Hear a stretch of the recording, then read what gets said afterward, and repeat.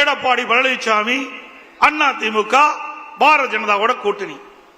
இதைத்தான் சொல்ல முடியும். ஆட்சியில் ஏதாவது குறை இருக்கின்றதா சொல்லுங்கள், அதுக்கு பதில் சொல்ல நாங்கள் தயாராக இருக்கின்றோம். எந்தவித குறையும் சொல்ல முடியவில்லை. அப்படி ஒரு பொற்கால ஆட்சி கொடுத்தது அதிமுக அரசாங்கம். இங்கே வீட்டிருக்கின்றீர்களே, என் முன்னிலை அமர்ந்திருக்கின்றார்களே முன்னாள் அமைச்சர்கள், அவரெல்லாம் என்னோடு சிறப்பான முறையிலே பணியாற்றினார்கள். அதனால் ஒரு நல்ல ஆட்சியை நாட்டு மக்களுக்கு கொடுக்கப்பட்டோம், வழங்கினோம். அதே ஆட்சி மீண்டும் தமிழகத்தில் கொண்டு வருவதற்கு நீங்கள் அத்தனை பேரும் முழு ஒத்துழைப்பு நல்க வேண்டும். இந்த செயற்குழு பொதுக்குழு மேடையில் வீட்டுகள் அத்தனை பேரும் நினைத்தால் நிச்சயம் அது நிறைவேறும்.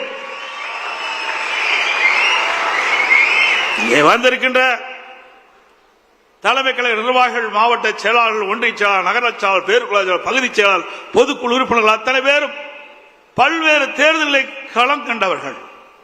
நாடாளுமன்ற தேர்தலாலும் சரி, சட்டமன்ற தேர்தலாலும் சரி, உள்ளாட்சி தேர்தலாலும் சரி, அல்லது கூட்டுறவு சங்க தேர்தலாலும் சரி, அவ்வப்போது நடைபெறுகின்ற இடைத்தேர்தலாலும் சரி, அத்தனை தேர்தலிலும் களப்பணி ஆற்றி கழக நிறுத்தப்படுகின்ற வேட்பாளருக்கு வெற்றி பெற்ற நபர்கள் நீங்கள் அத்தனை பேர். அனுபவம் வாய்ந்தவர்கள், திறமையானவர்கள், எப்படி வாக்கு சேகரிக்க வேண்டும் என்று அரசியல் பாடம் கற்றவர்கள். ஆகவே அத்தனையும் உங்கள் மனதில் இருக்கின்ற, உங்களுடைய அனுபவத்தில் இருக்கின்ற அதை இந்த தேர்தலை பயன்படுத்துங்கள். நிச்சயமாக 100% வெற்றி பெறுவோம். மீண்டும் அதிமுக ஆட்சி தமிழகத்திலே மலரும். இது எந்த கொம்பனாலும் தடுக்க முடியாது. மரியாதைக்குரிய சகோதரர் சி.வி. சண்முகம் குறிப்பிட்டார், நாமும் தேர்தல் வகுப்பாளை வைத்திருக்கிறோம். நம்முடைய கணக்கு நமக்கு தெரியும்.